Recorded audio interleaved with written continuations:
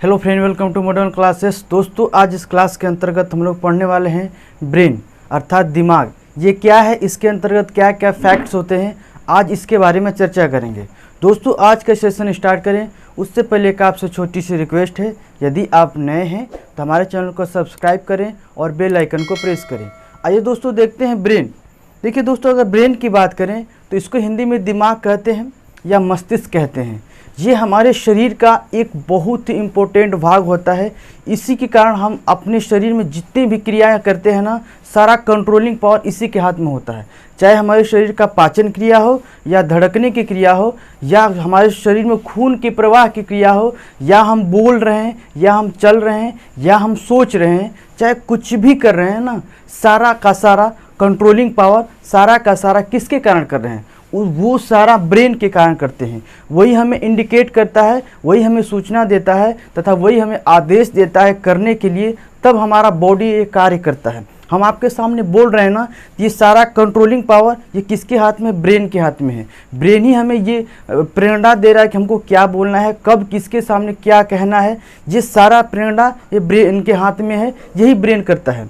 अब थोड़ा ब्रेन के बारे में सोचिएगा कि ब्रेन क्या होता है, इसकी बनावट क्या होती है। अगर दोस्तों आपसे कहें कि ब्रेन की बनावट, तो ब्रेन की बनावट आपका ये क्रोनियन नाम की हड्डी होती है।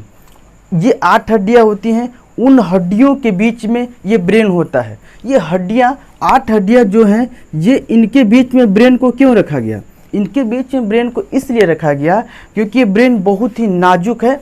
ये नाजुक अंग है हमारे बॉडी का। ये क्रेनियन हड्डी क्या करता है? ये मजबूती इसको अर्थात सुरक्षा प्रदान करता है। ये चारों तरफ से इसको सुरक्षा प्रदान करता है ताकि हमारे शरीर पर या हमारे हेड में चोट लगे तो ये चोटिल ना हो, ये बचा रहे, क्योंकि ये बहुत ही नाजुक होता है और बहुत ही इम्पोर्टेंट भाग होता है।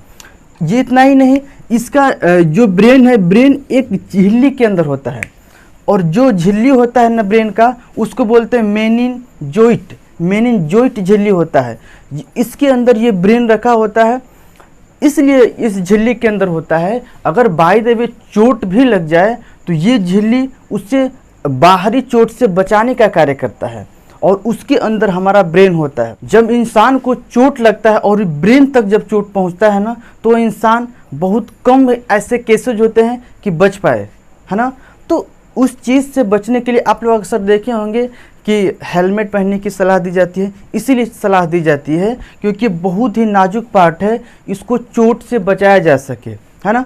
तो ये देखिए, सुरक्षा के लिए इसमें मेन लगे हैं आपके क्रोनियन नाम की हड्डी, तथा उसके अंदर भी एक झिल्ली होती है, पतली झिल्ली होती है, जिसके अंदर ब्रेन होता है। उस पतली झिल्ली को बोलते हैं मेनिनजाइटिक झिल्ली होती है। कभी कभी क्या होता है, जब चोट लगता है, बहुत तेज चोट लगता है, तो ये जब हड्डियाँ टूटती हैं तो ये जाकर डायरेक्ट चोट करती हैं किस पर? इस झिल्ली पर। तो जिसके कारण ये झिल्ली भी डिस्टर्ब हो जाती हैं। और आप सुनेंगे एक रोग मेनिनजाइटिस रोग। जब इन झिल्लियों में इन्फेक्शन होता है, जब इन झिल्लियों में सूजन आ जाता है, तब उसका नाम दिया जाता है मेनिनजाइटिस रोग। इसमें क्या होता है कि आदमी डिस्टर्ब हो जाता है, थोड़ा पगला जाता है। तो इसका इलाज भी होता है, लेकिन बहुत क्रिटिकल इलाज होता है। अगर बात करते हैं वजन की, तो हमारे ब्रेन का जो वजन होता है ये 1350 से 1400 ग्राम होता है। ये 1350 ग्राम महिलाओं में होता है, पुरुषों में होता है 1400 ग्राम, अर्थात महिलाओं में 50 ग्राम दिमाग कम होता है। तो ये ईश्वर ने पहले से ही बना कर दिया है कि 50 ग्राम महिलाओं में दिमाग कम होता है पुरुषों की अपेक्षा। यही नहीं, उनमें ब्लड भी कम होता है।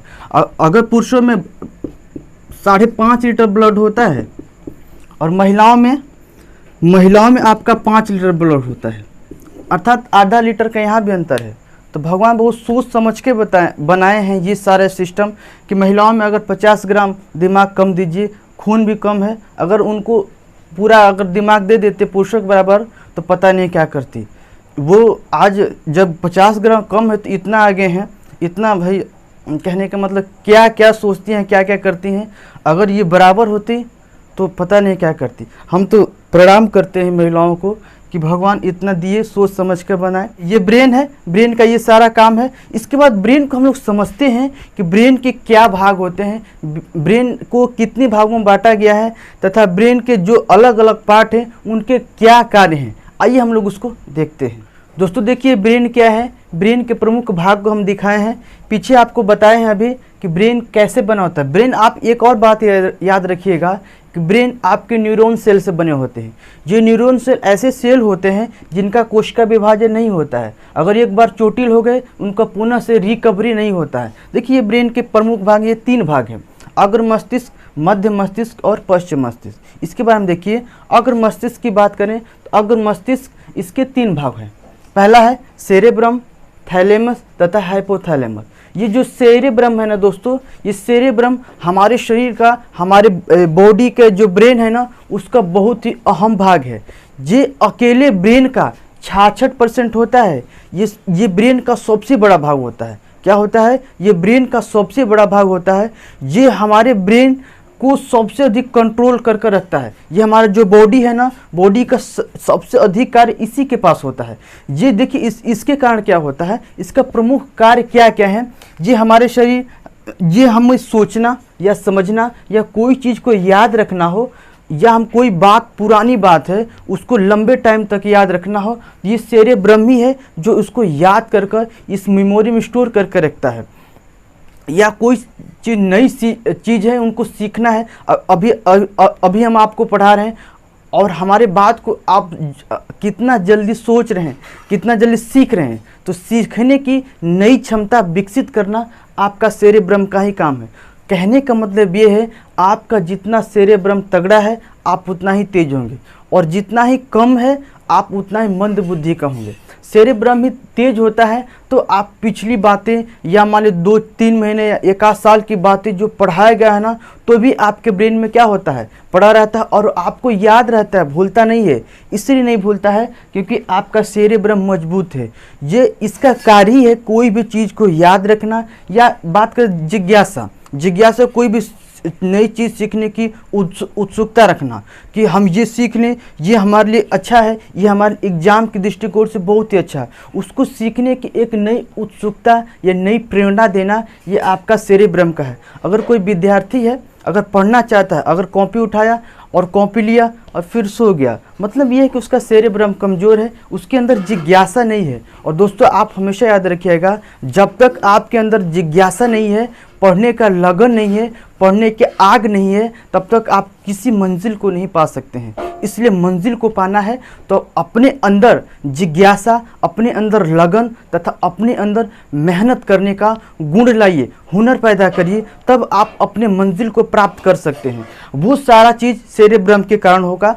आप अपने खान पान पर तथा अच्छी प्रकार से नींद लीजिए, तथा अपना जो डेली रूटीन है ना, जगने का, टहलने का या पढ़ने का, उससे कंटिन्यू करिए। ऐसा नहीं कि एक दिन पूरी रात पढ़े और दूसरे दिन पूरे सोए। इससे क्या होता है, आपका माइंड डिस्टर्ब हो जाता है, आपका बॉडी भी डिस्टर्ब हो जाता है। तो पर डे जो आप कंटिन्यू रूटीन बनाए हैं, उसी पर बढ़ते जाइए, आपको कोई समस्या नहीं होगा। आपका सेरेब्रम भी सही दिशा में होगा। सेरेब्रम ही आपका मजबूत होता है, तब हम कोई भी कार्य को करते हैं। चलिए, ये तो प्रमुख कार्य सेरेब्रम का हो गया। याद रखिएगा, इसको हम लोग प्रमस्तिष्क के भी नाम से जानते हैं।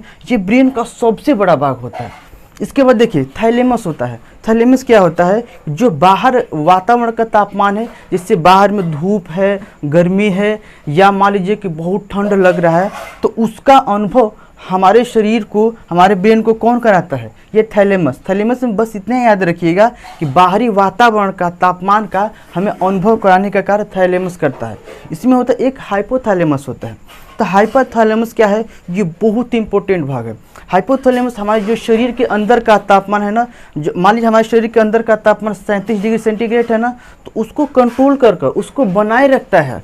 तो हाइपोथैलेमस हमारे शरीर के अंदर के तापमान के साथ साथ, और देखिए, ये हमारे अंदर गुस्सा को, प्रेम को, या घृणा को, या भूख लगना या प्यास लगना, सारा ये हाइपोथैलेमस है। अगर मान लीजिए हम पढ़ रहे हैं, तो पढ़ते पढ़ते अगर भूख लग रहा है, बहुत तेज का भूख लगा, इसका अनुभव कौन कराया, तो हाइपोथैलेमस कराया। या किसी को देखकर प्रेम आ रहा है, कौन गुजर गई ठीक ठाक लड़की, तो उसको देखकर कितना अच्छा है, मतलब प्रेम का अनुभव आपको कौन कराएगा, हाइपोथैलेमस करता है। तो ये देखिए, विद्यार्थी के लिए बड़ा खतरनाक चीज़ है हाइपोथैलेमस। अगर ज़्यादा सक्रिय हो गया ना, तो वो फालतू की बातें ज़्यादा सोचने लगता है, या उधर उधर निगाह उसका होने लगता। पढ़ाई कहीं और पढ़ने के लिए किताब उठाया रहेगा हाथ में, लेकिन उसका ब्रेन कहीं और है, किसी ख्यालों की दुनिया में खोया हुआ है।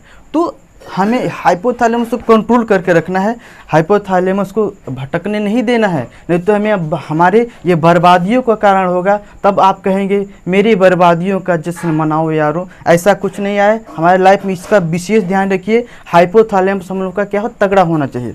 ये क्या होता है, हमारे शरीर का जो पसीना बाहर रहता है ना, तो पसीना को भी कंट्रोल करने का कार्य इसी का होता है। जैसे कि मान लीजिए आप पढ़ रहे हैं, गर्मी का मौसम है तो बहुत पसीना आता है, तो बहुत पसीना आता है उसको भी कंट्रोल करके, ये नहीं कि अनियंत्रित मात्रा में पसीना आता है, तो पसीना का भी नियंत्रण हाइपोथैलेमस के हाथ में है। इतना आप क्लियर समझ गए। इसके बाद देखिए मध्य मस्तिष्क। मध्य मस्तिष्क भी आपका बहुत ही इम्पोर्टेंट अहम योगदान करता है हमारे ब्रेन में। देखिए इसके दो पार्ट हैं, पहला है कार्पोरा और दूसरा है सेरिब्रल। देखिए कार्पोरा क्या कार्य करता है, कार्पोरा जब हम कोई चीज़ देख रहे हैं और देखकर कोई चीज़ सुन रहे हैं, तो उन दोनों को ये कंट्रोल करता है। हम कोई चीज़ देखते हैं, जैसे कोई मूवी देखे या कोई पढ़ाई का चीज़ देखे, तो लंबे टाइम तक हमारे माइंड में स्टोर रहता है। तो देखने का कार्य और सुनने का कार्य, वो देखकर हमारे सेरेब्रम को डायरेक्ट कनेक्ट करेगा। ये कोई भी चीज़ हम देख लिए, मान लीजिए कि कोई दुर्घटना या कोई रोड पर एक्सीडेंट देखे,